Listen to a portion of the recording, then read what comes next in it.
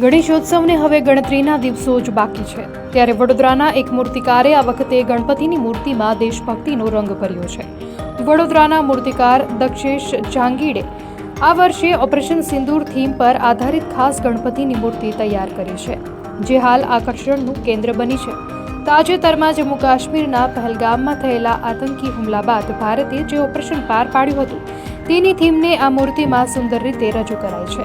આ મૂર્તિમાં ગણેશજીને કૃષ્ણના સ્વરૂપમાં દર્શાવવામાં આવ્યા છે, જે દર્શાવે છે કે ભારત શાંતિ ઈચ્છે છે પણ યુદ્ધ માટે હંમેશા તૈયાર છે. આ મૂર્તિમાં ભારતીય સેનાના પરાક્રમને દર્શાવતા INS વિક્રાંત, પાકિસ્તાનના ડ્રોન નષ્ટ કરતી S-400 ટેન્ક અને રાફેલ ફાઇટર જેટ પણ બનાવવામાં આવ્યા છે. આ સાથે જ પર્યાવરણનું ધ્યાન રાખીને ઇકો ફ્રેન્ડલી ગણપતિ બનાવવાની એક ખાસ કીટ પણ તૈયાર કરાઈ છે, જેમાં ઘરે બેઠા ગણપતિ બનાવવા માટે માટી, ડાઈ અને અન્ય સાધનો ઉપલબ્ધ છે. આ અનોખી પહેલ દ્વારા દક્ષેશ જાંગીડ દેશભક્તિ અને પર્યાવરણ બંનેનો સંદેશ આપી રહ્યા છે.